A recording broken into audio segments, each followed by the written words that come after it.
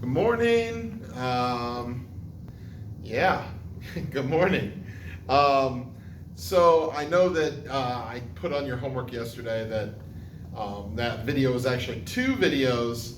I kind of divvied up multiplication rule and division rule, so I'm going to teach it in 2 different days here in class. So actually tomorrow we're going to do division rule.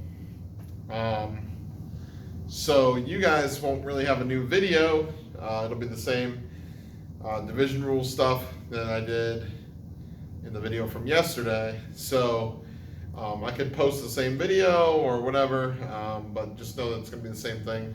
And then I have a little worksheet kind of deal for you guys to work on too with division rules. So that's kind of good news, right? No new video, no new stuff. Today we're going to talk about power to a power rule. All right, power to a power. So power to a power rule basically says it's when an exponent has an exponent. How do we simplify something like that? So for example, let's say we had z to the fourth. And on the outside, it's all to the fifth. All right, that's power to a power. Typically, you can tell it's power to a power if you see parentheses with an exponent on the outside. That kind of gives it away about power to a power rule. So what do we do with this? Well, basically, we're going to use distributive property. Is kind of the idea. We're going to distribute, but we're going to distribute with exponents. So the exponent on the outside is going to go to all the bases on the inside. So this z has 4, so we're going to put that 5 to this 4. And when we distribute, we multiply. And so when we use power to a power, we are also going to multiply. So when I distribute this 5 to this 4, we're going to keep the base. Here's z. And we're going to do 5 times 4. And that's 20z, z to the 20th power. And that's kind of a little snippet of how power to a power works. We take the exponent on the outside, we distribute it to all the ones on the inside, and then simplify by multiplying those two together. Okay? So, I'm going to show you some examples of power to a power. Some things that you would probably want to know. And yeah. Go from there. So let's see here. Let's say we had 5 x to the third, y to the fourth. And let's say that's all to the third this time. So we have this big group of stuff, and it is to the all of it to the third power. So we're going to use power to a power here.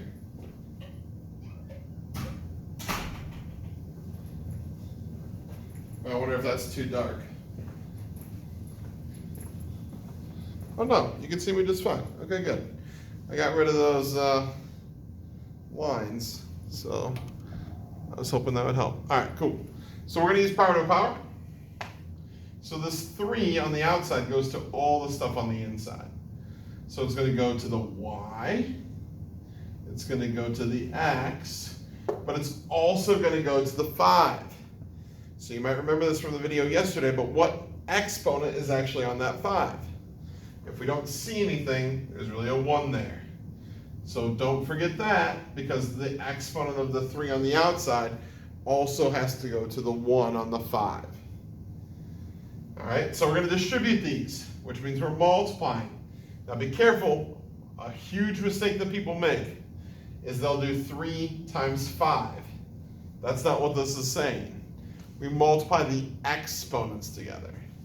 So we're going to keep the 5. We're going to multiply 3 times 1, and that's going to be 5 to the third. We do the same thing. Keep the x. 3 times 3, now we have x to the 9th. And the y, keep the y, 3 times 4 is to the 12th power. And that would be our power to a power. Yeah, pretty cool. Let's see. Let's do one of these ones. How about if we had power to a power to a power to a power? Like 2y squared to the 8th to the 3rd, something like that. All right, we can have as many sets of exponents on this thing as we wanted to. So what are we going to do when we have multiple sets of parentheses? Well, what I like to do is I work outside in using power to a power rule. So I'm going to take the exponent on the farthest outside and I'm going to multiply it. I'm going to go one step in. It's always one step in. So this 3 to the 8 is going to give me 2y squared. I'm not touching that part. But 3 times 8 is 24. And that's going to go on the outside now. And then I take that 24. Don't forget, there's really a 1 on this too. And then I'm going to do the 24 distributed to the exponents inside of here. And that's going to be 2. 24 times 1 is to the 24th. Y, 24 times 2 is to the 48th. So I'm just going to work outside in. Keep going, keep going, keep going. Always one step as you multiply until you get all the way on the inside, and then that'll be your simplest form for your answer there. Woo! Okay, let's put yesterday's rule and today's rule together.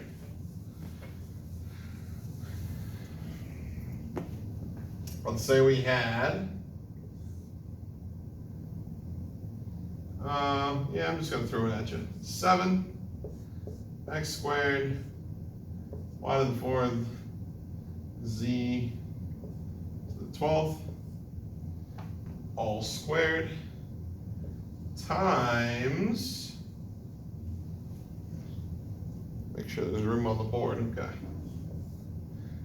5 x to the 3rd, y to the 11th, z to the 4th, and we'll do the 3rd power over here.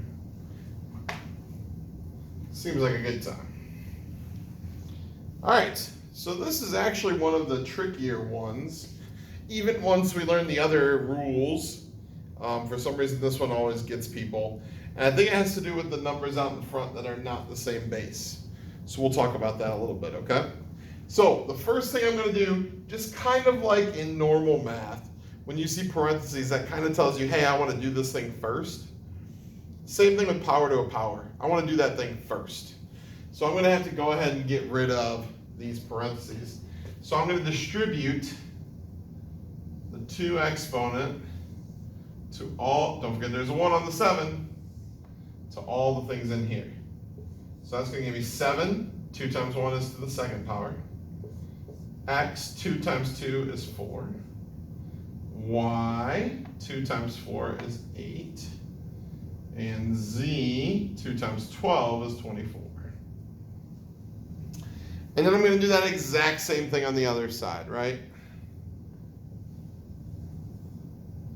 So I have this 3. Don't forget there's a 1 on the 5.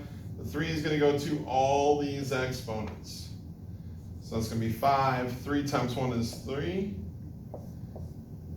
X, 3 times 3 is 9. 3 times 11 is y to the 33rd. And keep the z, 3 times 4 is 12. Okay, so that was power to a power rule. We did it on both sides. But now I'm multiplying some numbers with the same bases. So now we can use the multiplication rule that we learned about yesterday. So I'm going to take the x's, because they have the same base. I can keep the base and add their exponents and get x to the 13th.